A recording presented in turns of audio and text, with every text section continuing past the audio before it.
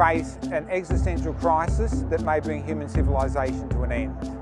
This needs a whole of society effort to try and resolve it. Our current system is a planet-killing Ponzi scheme. It's a giant casino of absolutely epic proportions. The consumer way very easily debauches. I think we are losing the sense of community in many ways. We need to learn about these fundamentals of a deeper connection to one another and to nature. Maybe there's another option, maybe there's another way to live, which isn't the way that I have grown up with or become accustomed to or just fallen into.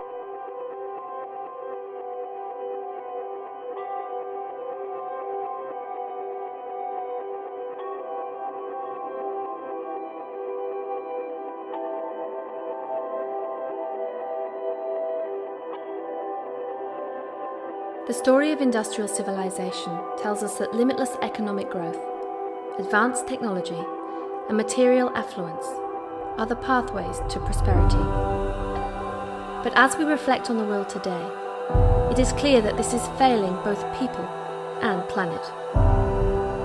We know this in our heads and feel it in our hearts. And yet, it seems we have not found a new story by which to live. We are the generation in between stories, desperately clinging to yesterdays, but uncertain of tomorrows. But then again, perhaps the new story is already with us. Perhaps we just need to live it into existence.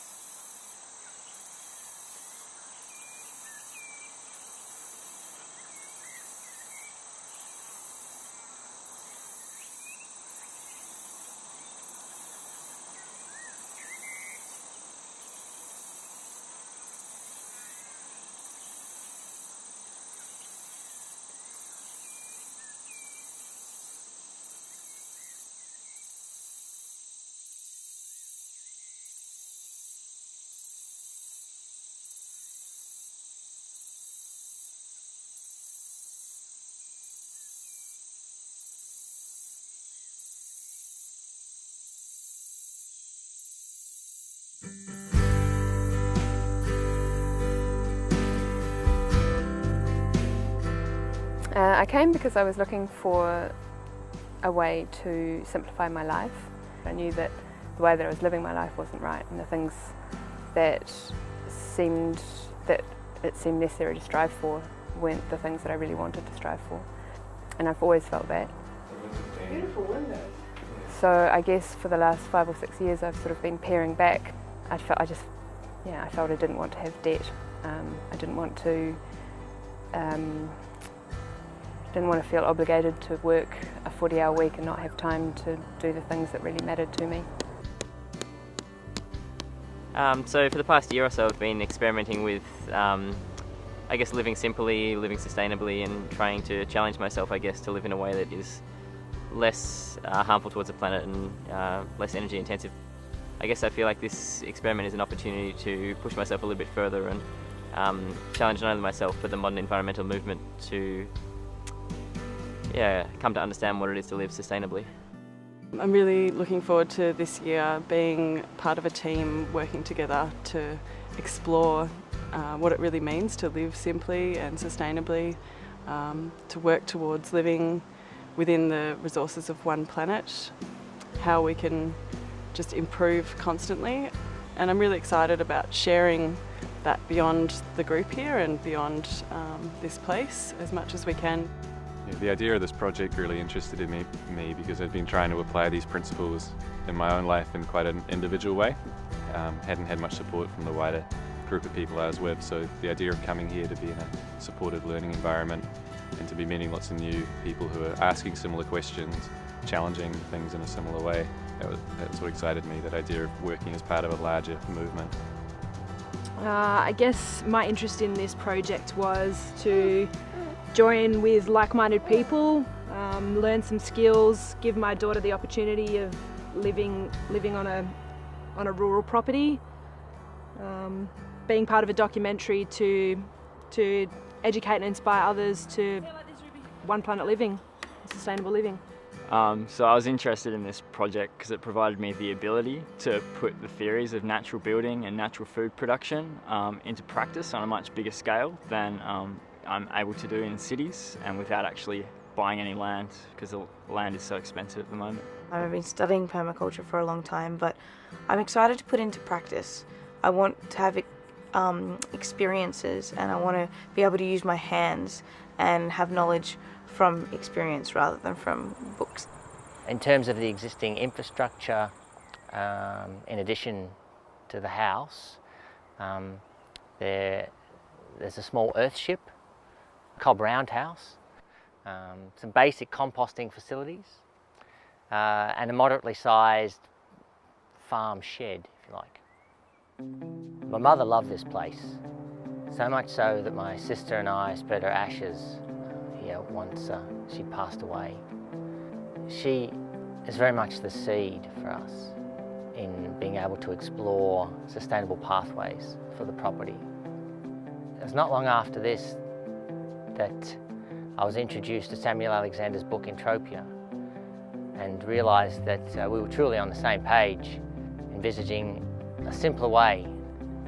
I shared all this with the Gunai-Kurnai Land and Waters Aboriginal Corporation's Cultural Heritage Manager about our small Rogalung patch, and Wurakan was born.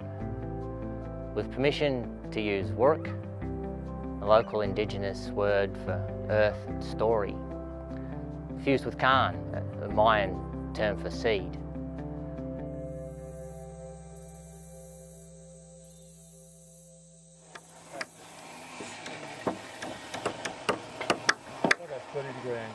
We are beginning to build a tiny house. It's about 2.7 by 3.6 and about 3 metres high, so it's got a footprint of about 10 square metres. We're trying to use as much reclaimed timber and reclaimed iron as possible. For the last 2 or 3 months I've been jumping into skips on the side of the road or jumping into people's backyards when they tell me that they're renovating, or going to the tip shop or salvage yards, or finding windows on the side of the road. We've got about 15 people here for the build over the next week, and at the end of that build I'm hoping that we've more or less got ourselves a beautiful, unconventional tiny house.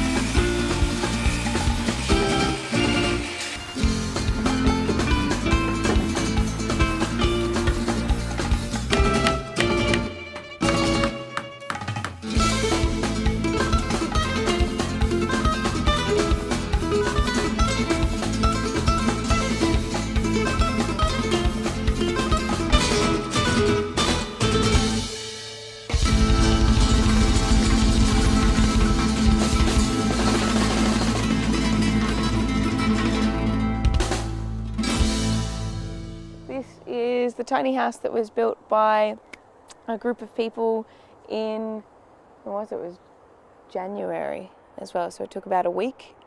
And then I had to install some of the ceiling and a few other bits and pieces myself, but it got finished in a week.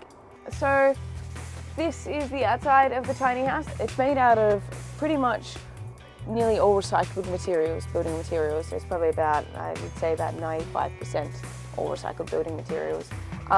These weatherboards are actually skirting boards that we sanded down and varnished. So I guess that the main feature of the tiny house is the geodesic window. which our carpenter Nick made. It's beautiful. He actually made the frame and I cut all the glass and did the patterns. First time cutting glass, and what do you know, it worked. And then I made a candle holder for it and everything. This makes it a really warm and beautiful space to be in, and I look forward to many winter nights with candles. Then we've got, like most tiny houses, we've got a loft for either storage or a bed. That's my bed up there. It's got a really cute little window. You can fit quite a lot of things into a tiny house, and to be honest, it's quite comfortable. I've got my couch, my bed, I've got a workstation as well. This is my little desk where I end up doing designs from, which is a really beautiful place to work. I often work with the door open. I've got a view down into the valley there. I often work with a kerosene lamp, candles, sometimes a head torch if it's getting a little bit too dark. There's no power in the house, and that's what I like about it. I like to kind of go back to nature, and it really gives you a feeling of the fluctuations of the seasons and the cycles of nature as well. I prefer to live in a tiny space. I like to nest, and I don't think that you miss out on much more than living in a conventional house, in quite a larger house. And that's because it makes you minimize, it makes you realize how much you don't need as well. It makes you realize how functional a small space can be. In our modern society, we have usually the feeling that bigger is better, and I don't necessarily think that that's the case. I think that smaller is more cozy and more nourishing.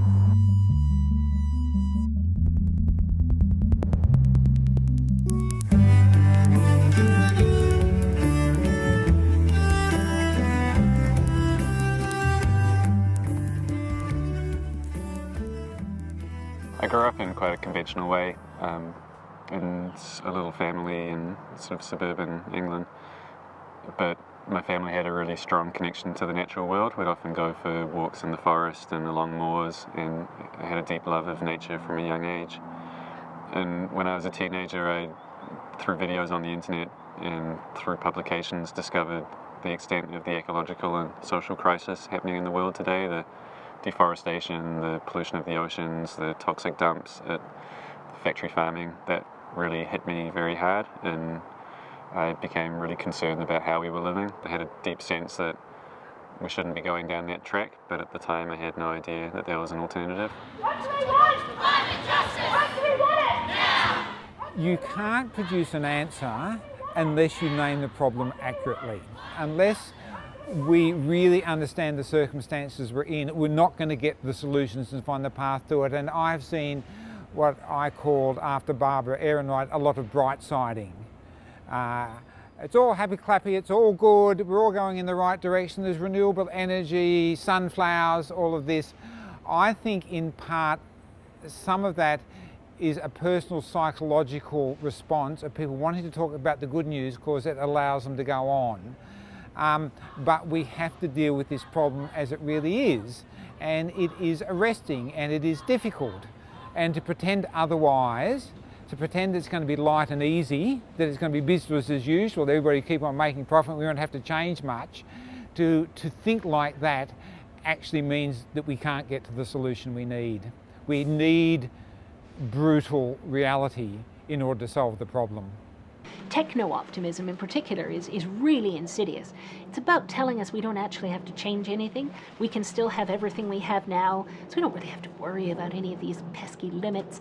We'll have everything we have now, we'll just do it all in a green sort of way. I think we have to have a recognition of the fact that we are facing limits and some sense of the relative time frame for the different limits that we're facing, because then we know what we're trying to prepare for.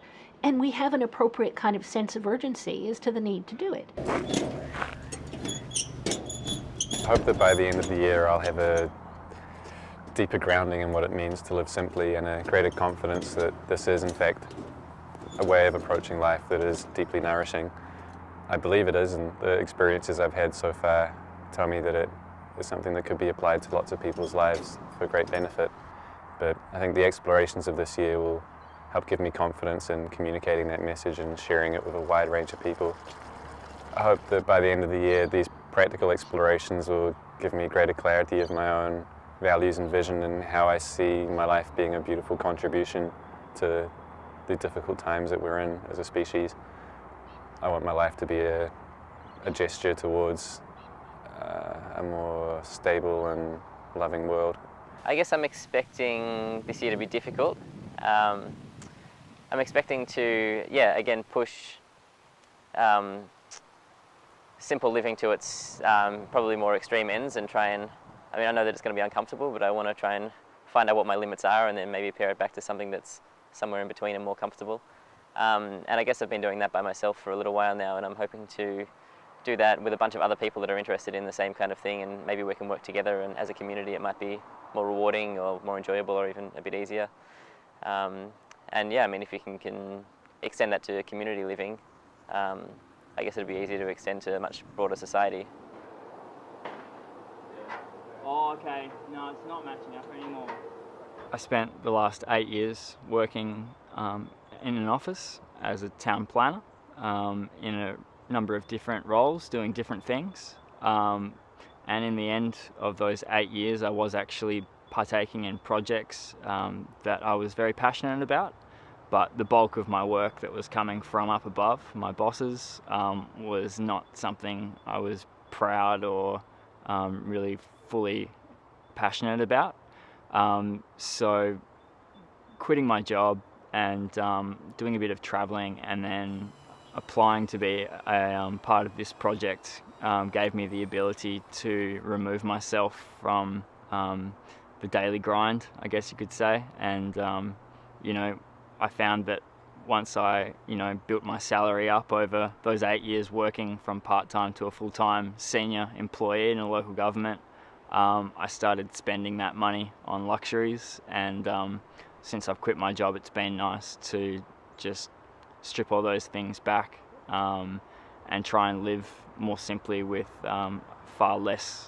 So over the year, I'm hoping that I'll be able to construct some form of abode on wheels for very little money, as I don't have much, using recycled materials as much as I can. I've always had minor health issues, and in my mid-30s they developed to a point where it was necessary for me to really do something to really take responsibility for my health, because I wasn't finding the medical profession helpful, and I wasn't finding anything else that was helping me, and so I started taking responsibility for my health.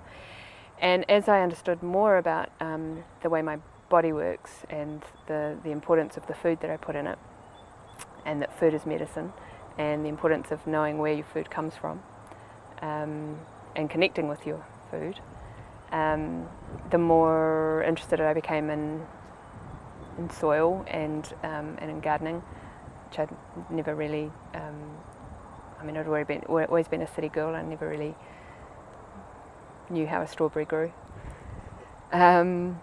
Wouldn't have recognised half the plants on my plate if I'd seen them in the garden. So those understandings led me to leave a desk job that I loved, but which I realised wasn't healthy for me. It wasn't good for me to sit at a desk for 5 days a week, all day, every day. Wasn't good for me mentally or physically or spiritually.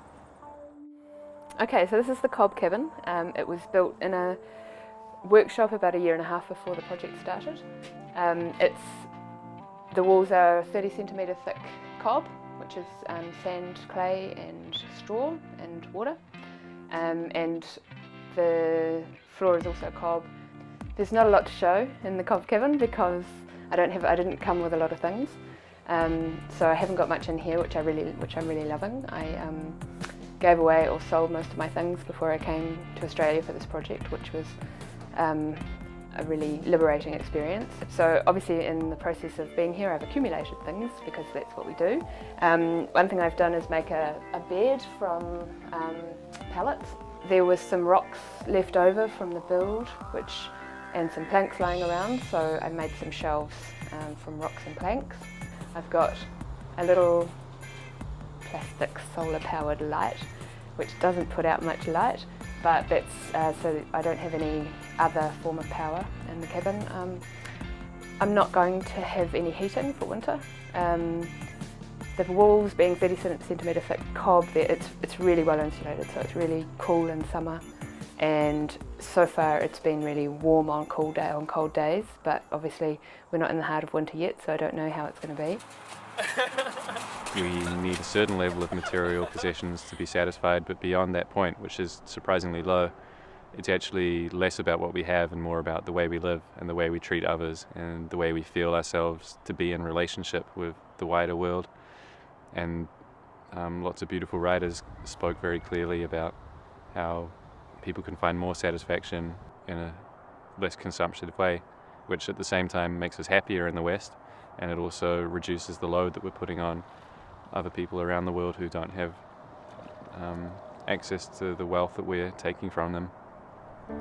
So voluntary simplicity for me is a very elegant way to both increase personal satisfaction and sense of meaning and richness. There's now a mountain of literature that is overwhelmingly convincing that not only are there savage limits to growth, but we've gone through many of them in the sense that it is now utterly impossible for all people to live at anything like the standard of consumption or environmental impact that we have in rich countries.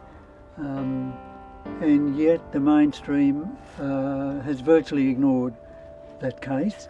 The economy at the moment, despite all those brilliant tech fix things like the computerisation of everything, the resource use rates are going up at a fearsome rate. So if technical advance, technical fix is going to solve our problems, what I want to know is when's it going to start?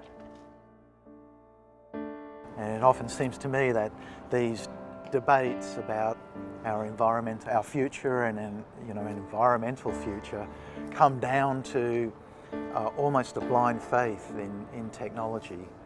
And I should say that by background I'm a technologist. I come from an applied physics background. So I like what technology does for us, but we have to be really careful about putting so much faith in this factor. Well, essentially all human political systems exist to extract wealth from the periphery and concentrate it at the center. It's just that some of them do it a lot more effectively or efficiently than others. Capitalism does it extremely effectively. So it's a very effective mechanism for sucking wealth towards the center. What you do is you create a Ponzi scheme. Essentially, you're sucking everything in, but you constantly require larger and larger periphery to suck it into in order to keep expanding the capacity of the center. And if you can't keep expanding, it will collapse like any Ponzi scheme. So you have to keep reaching out further and further. I don't necessarily think it's certain that we're in for collapse or that it's happening now, but I just think the evidence does appear to be assembling and stacking up for that it's likely that we may even be in the early stages of a collapse mode right now. It just makes sense to me to start to prepare, and I suppose that to me means being more self-reliant.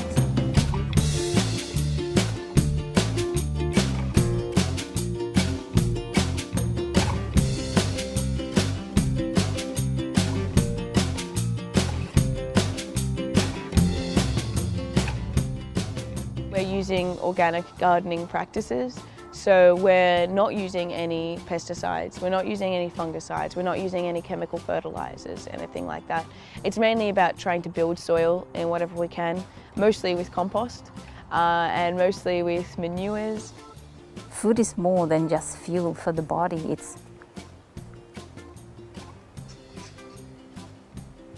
It's your connection to the land.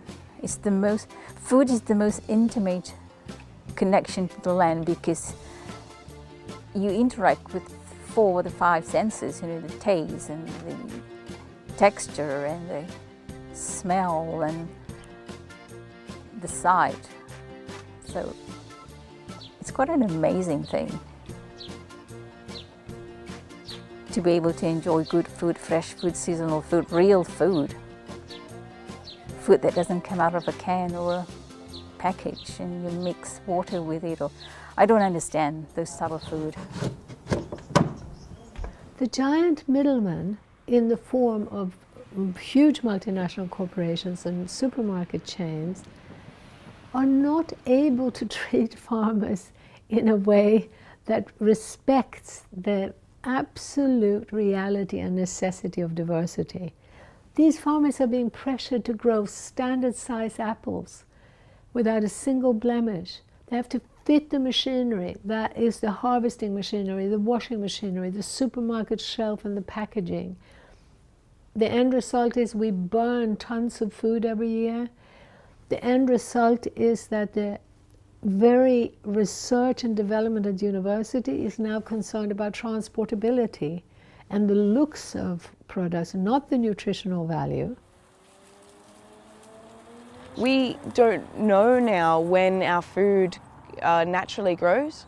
You know, we get watermelons in June in Victoria. Like, watermelons don't grow in June in Victoria, you know, and I think that that's really disconnecting.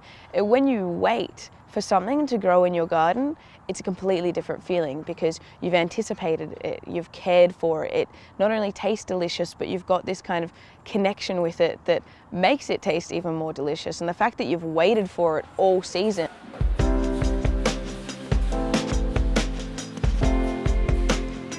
So we get some of our food from the garden, but during the winter we haven't had as much coming in from the garden. So we get some vegetables from the Borbor Food Hub. So we've been getting sacks of potatoes and sacks of carrots and sacks of onions from them, as well as garlic in bulk and things like butter and cheese.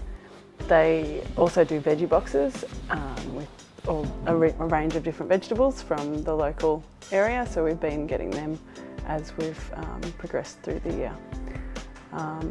Aside from that, we get our dry goods and other food from a variety of different places. So we're aiming to source our food as locally, ethically and organically as possible. So we choose which supplier we get different items from so that we're getting it from as close as possible and grown in the best way possible for the environment. Because to me, food consumption is a moral act. It is also a political act. And it is up to us, the consumer, or I like to call ourselves the citizens, not just consumer, to do something about it. Because we can't wait for authorities or government to do something about it. We just have to do things. It has to be from the bottom up.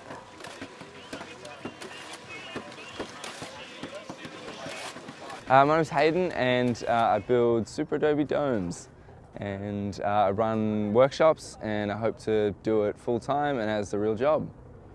It's 3.6 metres in diameter because that falls under the 10 square metre floor space that it needs to be classified as a shed, so we don't actually need a permit for it. About 95% of the building material is earth. We've got a really, really large pile of earth that we've just pulled from the site here. So hopefully if your soil is the right consistency, you get to use a really, really large percentage of soil that's on your site. So it's really, really local materials, really, really cheap, and yeah, really, really easy to build with.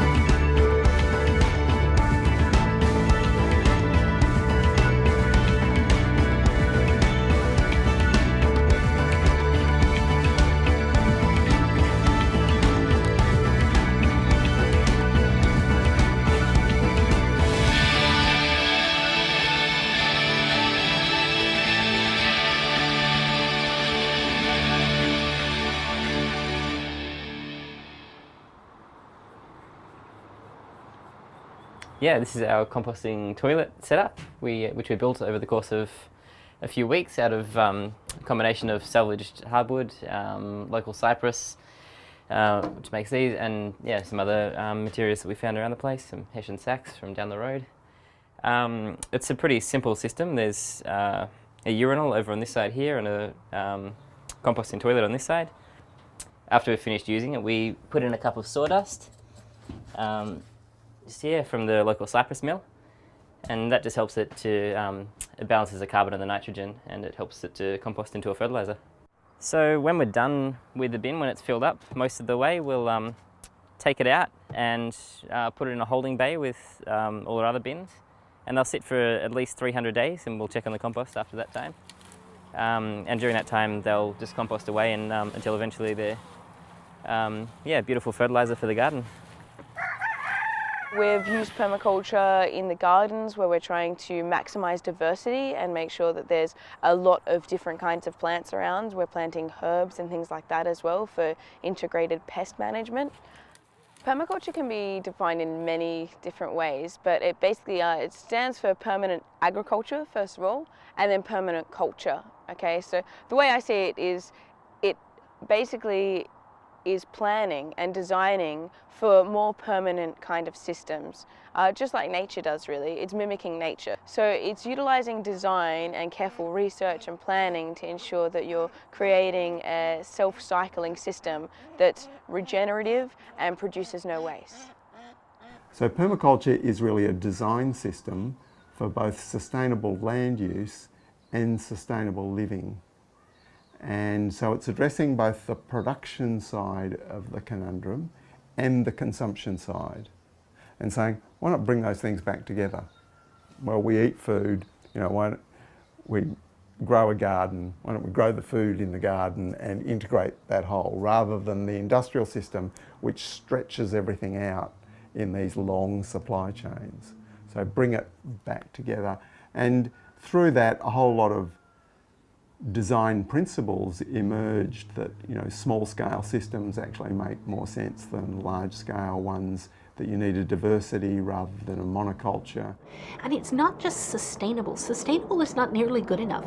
What you need is not sustainable, you need regenerative. And that's exactly what permaculture provides you the ability to do. Rather than our extractive system where we've constantly been sucking resources out all the time and catabolizing our natural capital all the time.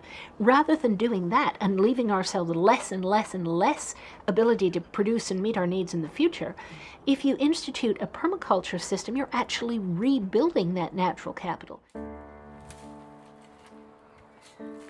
Sustainability is a funny one. Yeah, I feel like it's a bit of a buzzword at the moment, sustaining. Yeah, I don't know what it is that you're trying to sustain anyway. I mean, yeah, when you think about sustainability, it means, I guess, that you can continue doing what you're doing ongoing into the future indefinitely. But I just don't really think that there's that much that we should be trying to sustain at the moment. We should be looking at solutions that can improve the land over the long term and can improve the lives of people. But I don't think the rampant inequality and the extreme concentration of wealth in the hands of the few is something worth sustaining. I think that's something worth destroying and challenging and replacing. And you're really answering what is a deep human need, because that's how we evolved.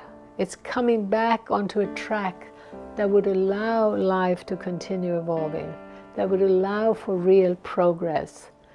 The other path is suicidal. I mean, we are going to soon get to the point where localize or die, basically, because we cannot continue extinguishing species, cannot continue creating frustration, fundamentalism, terror. We cannot continue so blatantly destroying any form of democracy. You know, things are going to change, and I think we'll see, you know, that people are waking up very, very rapidly to the benefits of localization.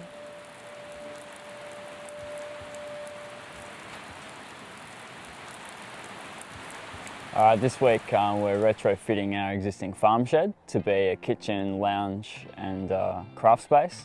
We want a multifunctional large area that can be converted to different uses with portable bits of furniture. So with the materials we're using, we've sourced locally milled timber from a local sawmill, and we're also using as many recycled materials as possible. So we've got a bunch of floorboards and bits of iron that we're going to use as cladding for the internal space.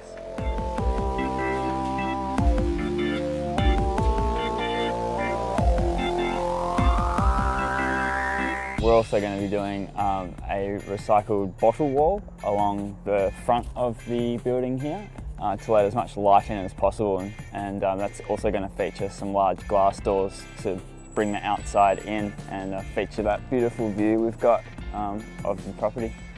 There's so much waste these days of buildings that are getting torn down, or scraps of wood that are left over from building jobs, that we can divert those resources from landfill and actually use them in a meaningful way and be really creative with just making something out of nothing.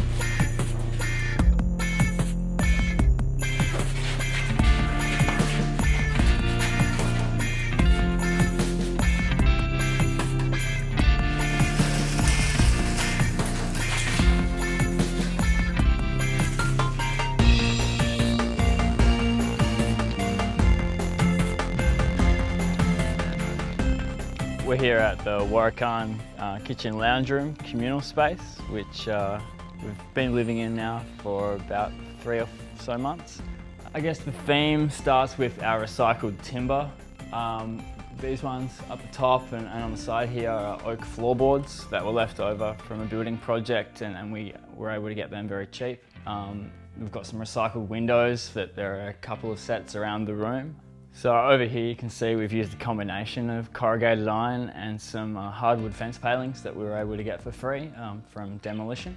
We also scored some of this splashback stuff around the sink and the oven, which is heat proof, and yeah, that was left over commercially and we were able to get it for free. These beautiful bench tops, both these ones and the larger slabs came from a sawmill. From Jedwood. We were very lucky to get their offcuts and be able to actually use them with the help of our professional carpenter to get them to this stage, which is really nice. Up on the roof, we've actually had to use some plywood. We were a bit short on materials to do the whole thing with reclaimed stuff, and there's also insulation and framing behind all of these walls and the ceiling now. So that insulation was also, you know, a bit of a compromise. We bought that new as well because that can be pretty hard to find secondhand. It's been really great to have a wood-fired stove to cook on. It feels a lot better than cooking with an electric stove as we were before. Just knowing that the source of energy that we're using to cook with is a renewable source is better. At the moment we've used some offcuts from building which have, you know, no other purpose, and we've also sourced some of our firewood from this property and also from nearby forests in the way that is permitted. So it's clear enough now that we need to transition swiftly away from a fossil fuel energy economy to an economy based on renewable energy, not only due to climate change, but also because in coming years or decades, fossil energy production will inevitably peak and decline. But we can't just green the supply of our energy. We also need to, I think, significantly reduce energy demand, because there's no way that we can run a globalized, energy-intensive consumer society purely on renewable energy. Yes, we need to transition to 100% renewable energy, but that implies significantly reducing energy demand, and it would be far easier, obviously, to meet 100% renewable energy if we consumed much less energy. So that should be our goal. But given the close connection between energy and economy, a society based solely on renewable energy would have reduced energy supply, and therefore would probably have to go through a phase of planned economic contraction, at least in the developed regions of the world. So I think if we were successful in transitioning to 100% renewable energy, we wouldn't be able to live high consumption, energy intensive lifestyles. We would need to aim for far more humble but sufficient living standards. The silver lining to consuming less is actually consuming more of what we really want and what we really long for. And that includes, you know, handmade artisan products that, you know, most people treasure much more than some mass-produced product. It includes more time to breathe and to sing together, to dance together, to make things together.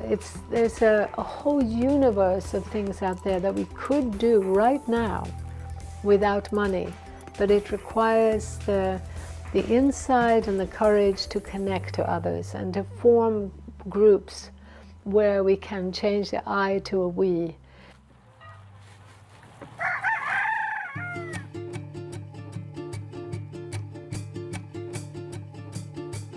I rose up at the dawn of day, get thee away, praise thou for riches, away, away. This is the throne of Mammon Grey. Lunch is ready. Said I, this sure is very odd. I took to be the throne of God. For everything besides I need, it is only the riches that I can bleed. I have mental joy and mental health. I have mental friends and mental wealth. I got a girl I love and that loves me. I'm all but riches bodily. In the presence of spirit, night and day, it never turns its face away.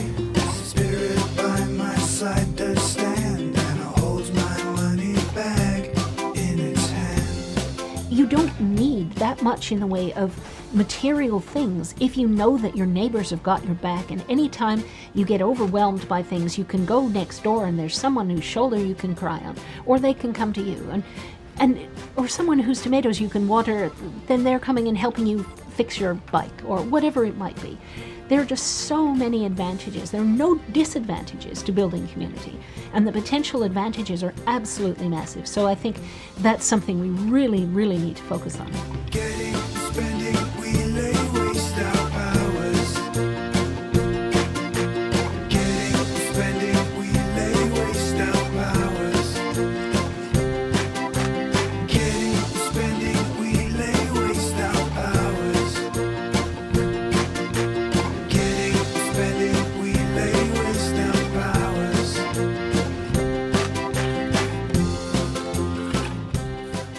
I think the benefits of living in a community reveal themselves to you more and more each day. There's the strict financial benefit of being able to share in the costs of making this transition. And also the benefits of being able to draw on each other's skills and attributes and knowledges, so you don't have to do it alone. You don't have to do it financially alone, skills alone. Some of those things are very intimidating for people trying to make that step. But more than that, it's about doing it together. And what's possible here is possible not just because of us as individuals, but because when we get this unique collection of individuals together, we're capable of so much more than what we would be on our own. Wow! So we have to do one of two things. We either just accept that we have no community at all, we just have a casual neighbourhood and some nice acquaintances at work and perhaps a couple of people we drink with at the pub, or we create community, intentional community.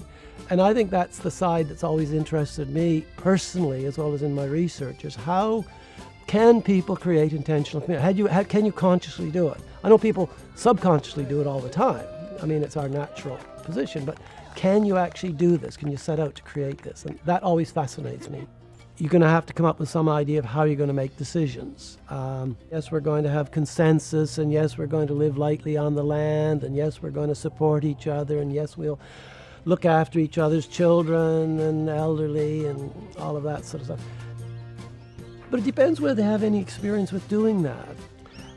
I think the other thing is that we are losing so many of those skills for living in community. It's like, you know, I know that I have to develop skills in organic gardening if I'm going to become an organic gardener. I know that. So therefore, I also have to develop skills in interhuman, interpersonal relationships if I'm going to live in community. Don't assume you're kind of born with that, because you weren't. You have to learn how to cooperate and how to put the group above the individual. And that's very challenging. It's been a lot of challenges, yeah, I'm not going to lie.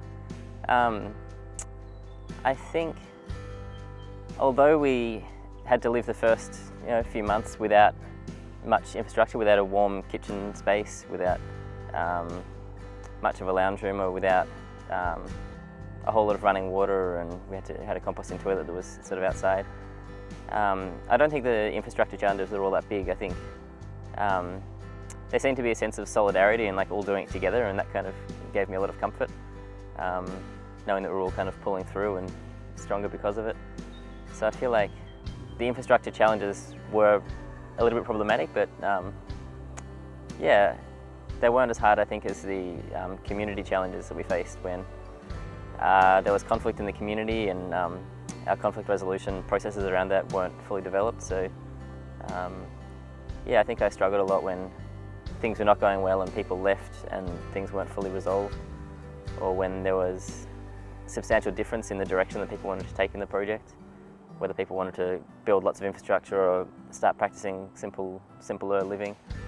I feel like those sort of chasms, those divides were challenging for me because I didn't really know where I sat and didn't know how to bring the group back together again. I wanted everyone to sort of start working together again. But obviously, starting a community from scratch with people who don't really know each other at all, and designing a property and finishing buildings, houses and bits of infrastructure is very challenging in the context of a one-year project. So yeah, that social aspect of just getting to know each other and getting decision-making processes in place has been one of the key challenges. Another major challenge, I think, has been the group figuring out how to accommodate a wide range of people's styles of voluntary simplicity. It can be interpreted to differing degrees, and there's not necessarily any right or wrong answers. So just figuring out how the group can accommodate the variety within our personal direction and preferences has also been a challenging component of that social side of things.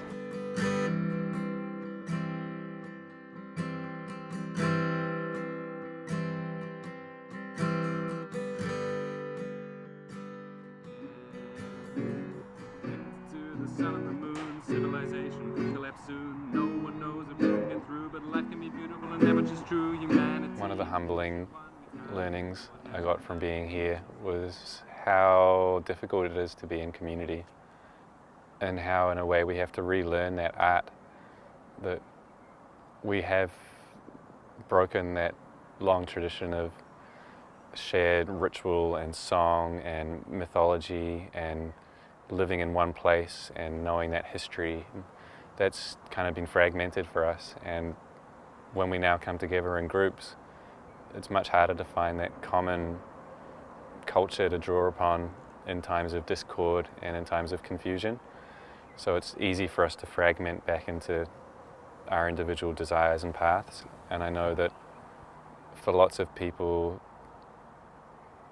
as resources become more scarce and we have to rely on each other more, there'll be positives to that, but there'll also be a lot of challenges. So I'm very motivated now to keep practicing and developing those skills of communication, conflict resolution, naming the difficulties, bringing up the emotional challenges, and also celebrating together, creating, relaxing, learning how to play and dance in a group, and it's the art of being human and the art of being together.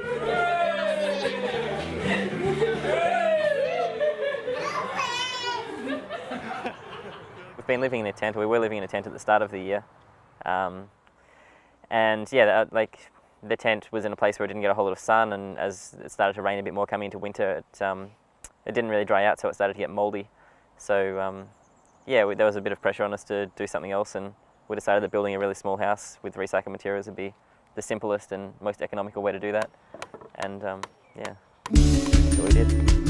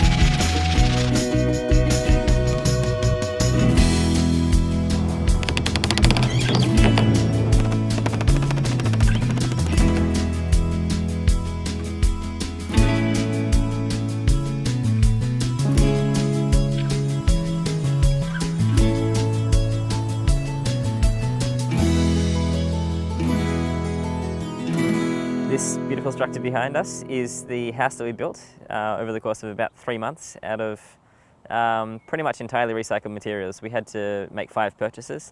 We bought some cement for the foundations, some steel bracing tape because it was a bit wonky. We bought some screws for the roof. We bought some wood glue. A little tub of wood glue to make some window frames. And what was the other thing we bought? We bought chains to hold the windows open. Hinges. We bought the 6 things. We bought some hinges as well. But that's it. Everything else is recycled materials. We got entirely for free. Yeah, we went by dumpsters from demolition sites. We looked on the website Gumtree, and yeah, we ended up getting pretty much everything we needed to build a whole house just for free. If we can demonstrate that it's possible to do without 3.5 years of training and without tens of thousands of dollars, to build a house that is going to be a lot better in terms of its ecological footprint, then I think that can kind of disperse that knowledge more amongst the people that might not have the money to take part in a more conventional sustainability movement. Yeah, so the total cost of the house is about $420 if you include the petrol money that went into it, and yeah, it's a lot more time consuming doing it for free, but yeah, it's definitely worth it. A lot more rewarding, I think. Yeah. So while I've been at Warrakan, I've been continuing to work for 8 hours a week for book publishing clients, and that's enabled me to cover the small expenses that we have at Warrakan. So we've put $30 a week into the kitty, which is, you know, the great benefit of living in a community, that for $30 a week each we've been able to pretty much feed ourselves for the entire year.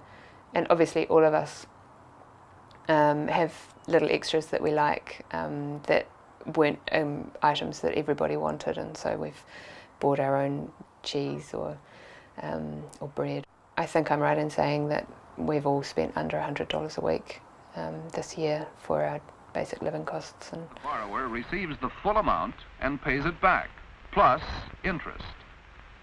Either way, the interest that it collects on loans is one of the bank's principal sources of income. Now Mr. Morton has obtained his loan. He has increased his bank credit by nearly $2,000. But this credit was not transferred to him from some other account, so where did it come from? So currently the existing monetary system essentially has a growth imperative built into its structures, because banks create money by loaning it into existence as interest-bearing debt. And in order for that debt to be paid back, plus the interest, that implies an expansion of the monetary system. So it needs growth for stability, but we also know that growth is the driving force behind our environmental problems. So if we were to transition to a post-growth economy, as we need to do for environmental reasons, this would require us to create a different type of monetary and banking system, one that wasn't so dependent on growth. And I think there's a huge amount that governments can do to rein in the worst aspects of the current monetary system, but perhaps a more promising line of opposition, given that governments don't seem to be doing much, would be for individuals and households to try to create new forms of economy, try to escape the existing monetary system as far as possible. And they could do this through things like creating local currencies, local exchange networks, and engaging in practices like barter and gift and sharing. It's obviously so much easier for a community to deal with the contracting economy if communities and households shared the stuff that they had. Yeah, you have to hug too. Do you want to get in here? No, I'm an observer at the moment. Paddy. No. Paddy. He's going to cross his arms and sock in the corner. Rejected. You're about to go and have a sleep. You wanted to get up. So there was a long process of what felt like a long process of learning to communicate with each other, and it's immensely satisfying now to feel that process has actually been really successful, and to be living now in with a community of people who, when problems arise, know how to work through them. And I think we've actually been really successful at developing those communication skills.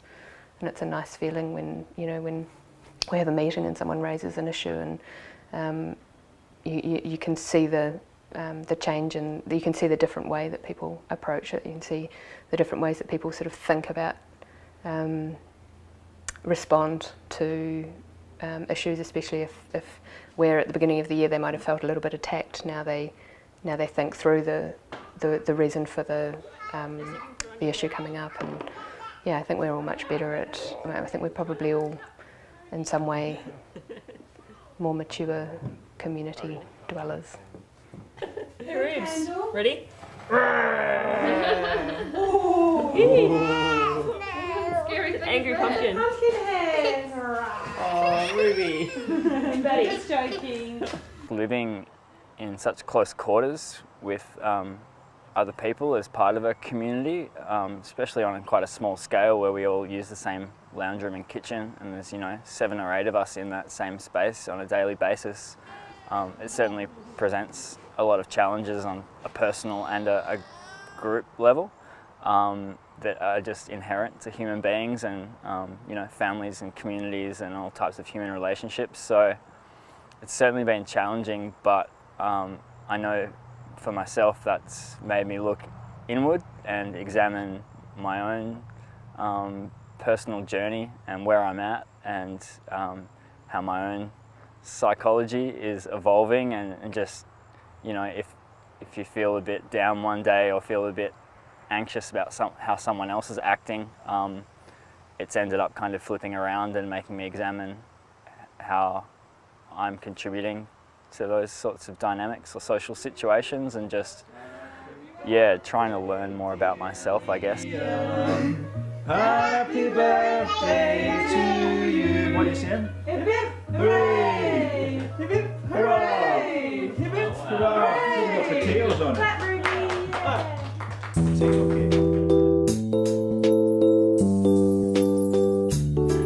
So I'm going to be building my house in less than a week now. I've got 14 people coming out to learn how to build a tiny house on wheels, and I've been gathering materials for the last couple of months in Melbourne and around the local area to build a tiny house on wheels out of recycled materials. We've got a few rough plans, but being a tiny house, it's quite easy to go with the flow, and it being recycled materials, we've had to adapt to that, and it's going to be a bit of a jigsaw puzzle, I guess.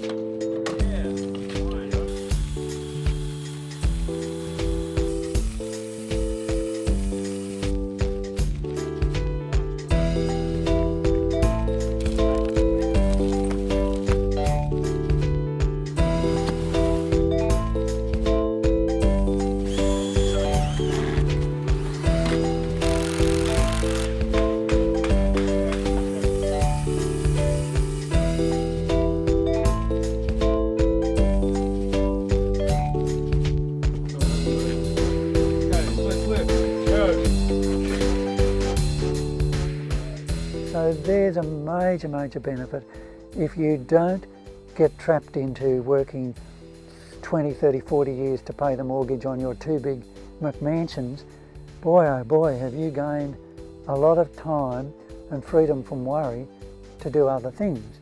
And in a sane world, we would be able to build a very nice little house for, I reckon, $10,000 at most, and you can do it for less than that if you like, and that's a perfectly adequate house. Now, you've saved $400,000 there by the time you take in the payment of interest and loans to the bank and tax on the money.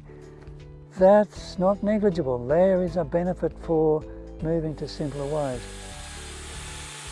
So we're 3 days into the workshop and it's going really well. As you can see, we've got the full timber frame of the walls up, and the group's working really well together. They're all learning off each other, and Nick, our carpenter, is doing a really great job. So I feel very lucky to have everyone working so hard, and we're on schedule. I was really humbled by the goodwill, the energy, and all of the contributions brought by everyone who made it possible. It was just an amazing week of everyone's energy, vibing and making this beautiful house possible. And you know, I've got a little bit left to do, but I've basically had people come and build me a house with really great intentions, and we all learnt a whole lot, and it couldn't have gone any better. I'd say it was probably the best week of my life, without a doubt.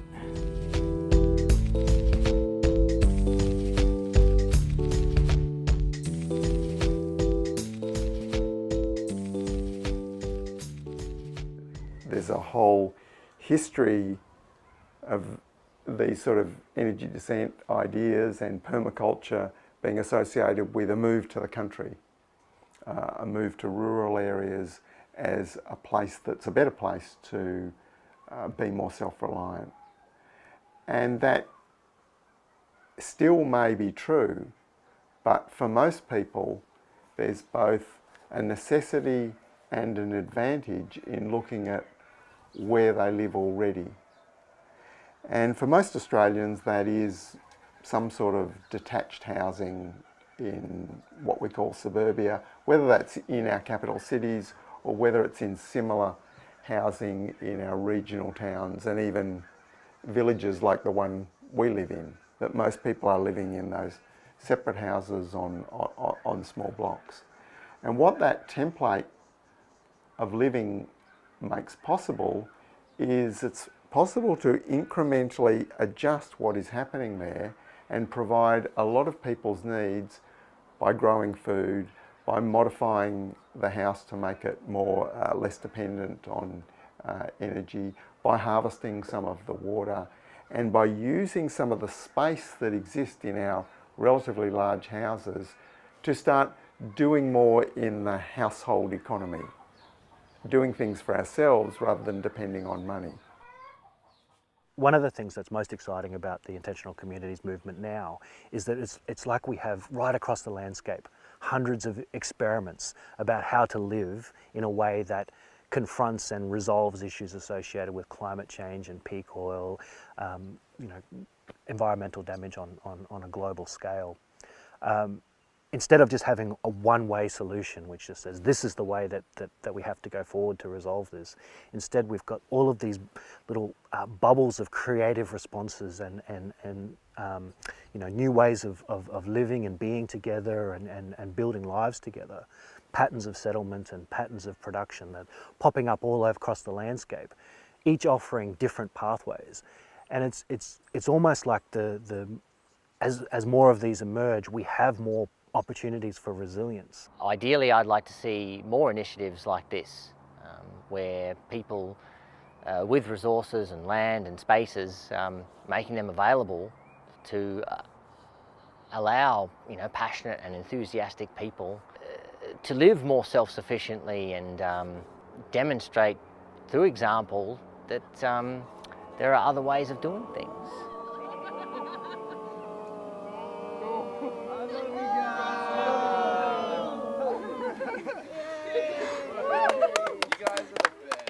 So there's so much that we can do right now without spending any money to greatly enrich our lives. And let's not be fooled by this idea that we have so much choice in the modern economy, and that our lives would be so limited if we were to choose a different path. We have not even begun to explore the potential for more diversified, localized ways of doing things. There are reasons for pessimism because it's a big task, and we're in a lot of bother, and we are not very far down the path to the kind of consciousness that we need. But there are a lot of strong reasons for optimism. One is that the vision of an alternative way is, I think, so attractive.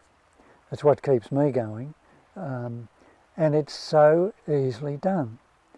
We could do it in weeks if we wanted to. It's about moving to ways that would liberate all of us. You don't want to wait until you have absolutely no choice. So I would say it's a bit like we're standing on the edge of a cliff and we're going over the edge. Like it or not, we're going over the edge. That's not up for debate. So what are you going to do? Are you going to stand on the edge of that cliff and wait for someone to shove you off? Or are you going to put on your parachute and jump? Because not that base jumping is without its risks, but it's a lot less risky than going over the edge without a parachute. So let's not think of it as good guys and bad guys. And let's not believe for a minute that the way we'll change it is by getting some good guys to go into those large structures. Let's look systemically at how we can shift towards smaller structures with more holistic knowledge underpinnings. And that really is the localizing path. When you know how to live simply, the sense of freedom can be just overwhelming. There's nothing as addictive as freedom, and there's nothing as attractive either. So I think if we find the right way to explain our ideas to people, and explain the ideas that are fundamentally workable in the first place, then there is so much that can be achieved. There's no need to despair. I came to Warakhan wanting to explore a really radical form of voluntary simplicity because I felt a real sense of urgency around the various crises that the world is facing at the moment. And radical simplicity seems to me to be the best and most logical response. After the experience this year of living in community, and despite all of the challenges, I feel really strongly that this is the right way for me to live. So yeah, my intention is to return to New Zealand and find or found a community, and in the long term I'm really hoping to live in a community that operates in a gift economy. That feels like a right and responsible way to live or thing to work towards. The person I was at the start of the year is vastly different to the person I am at the end of the year, as I would hope will be the case for every other year of the rest of my life. My plans for the future extend as far as I should probably pick that zucchini over there. Beyond that, not many plans, but I'm imagining that Rachel and I will probably stick around here at Warakhan for a little while. I'm feeling pretty settled here. It's feeling a lot like home.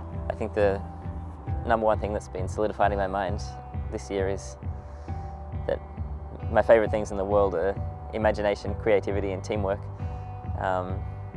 And the combination of those three things is, yeah, personally the recipe for living in a beautiful way in the future.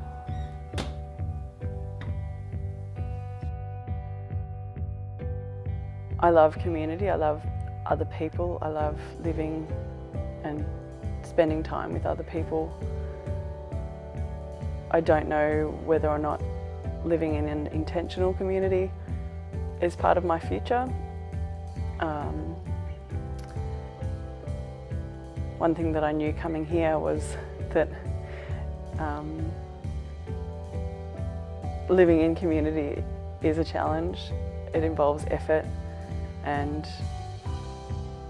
that effort is worth it. Yeah, it's been a really transformational year for me. I didn't expect to have the opportunity to be constructing my own house this year, so it's been very humbling to have the generosity of all the people involved and the landowner to allow me to do that, because it's been quite a journey to collect the materials and go through the process of building over an extended period of time. So that's just been fantastic and you know, blown my expectations out of the water. So once I finish building my house, which will be sometime early in 2016, I plan to relocate it to Melbourne, hopefully in a backyard somewhere that affords me a location where I can ride my bike and catch public transport without having to be car reliant. But after moving it to Melbourne and living there for a little while and enjoying a bit of city life, I don't really have a plan. I'm very happy to have that feeling of freedom and liberation for the first time in my life, and I'm going to make the most of that. I think one thing I get paralysed by is the sense of having to do it right, of somehow not making mistakes. And we've made so many mistakes living here. You know, there are buildings that are leaky, there are disagreements that never got resolved, there are contradictions in the way we're living and compromises that we had to make. So from one perspective, we failed. We haven't transformed the world or led this perfect example. And from another perspective, those very failings are our gifts, and they are the offering, and they are the learnings, because we've risked and we've been willing to put our values on the line, and we've been willing to test these ideas and try and bring them into the, you know, the shared reality. And you know, no one holds the answers, no one has the perfect solution. It's going to require a response from everyone if we're going to be moving towards a more wholesome and enduring way of life. And you know, the challenges, the failings, the mistakes, the triumphs, they're all part of the story of change. And I just hope that other people can feel that encouragement to make their own beautiful mistakes on the way to integrity.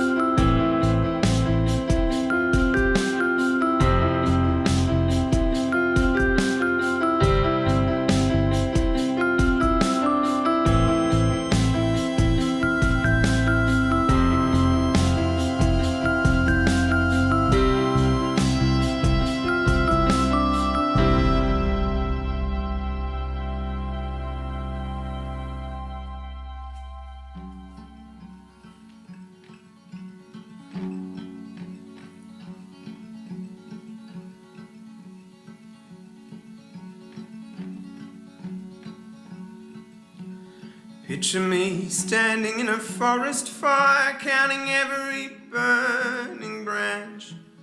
Picture me sifting ashes through my hands. Picture me sitting in a clearing now, my head between my hands. You told me that the forest wouldn't burn. Why did I wait for so long to see the silence in your song? And why did I hold out my hands as if the rain would understand? You said you made your money when the markets crashed. You covered yourself in gold. You said you'd only done what you'd been told. You said to head to the forest when the fallout starts. You'd meet me there in turn.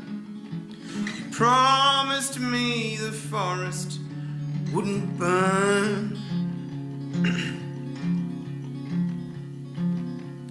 Why did I wait for so long to see the silence